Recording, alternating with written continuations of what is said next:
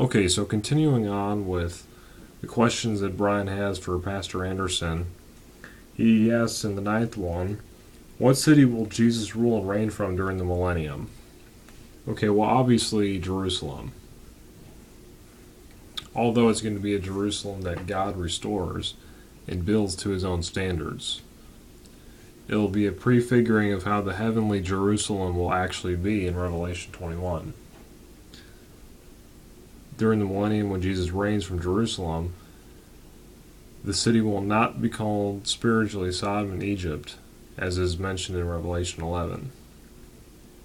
Because at this point in time, the physical Jews, the physical Israelites, are going to be spiritual Jews and spiritual Israelites, because they'll have believed the gospel.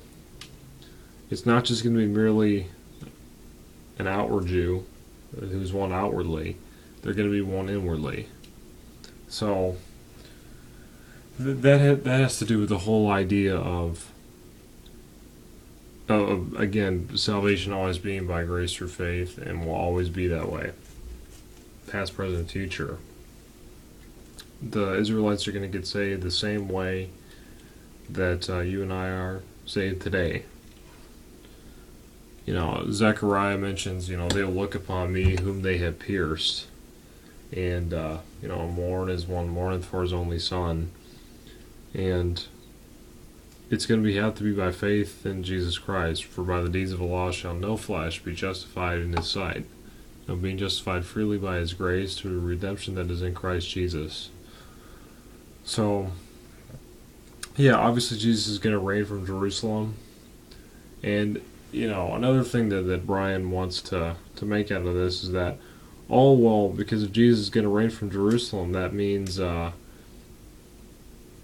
he cares more about Israel than I guess any other people that are saved or whatever. Well, no, that's absolutely garbage, because at that point in time, the Israelites, all Israel shall be saved, as Romans 11 teaches. So God's going to reign there, but he's going to have saved people ruling and reigning with him. And because the Gentiles, they're called Israel of God in Galatians 6, we are going to be part of that. We're going to inherit all things. We're going to reign on the earth. There's not going to be any respecter of persons with God.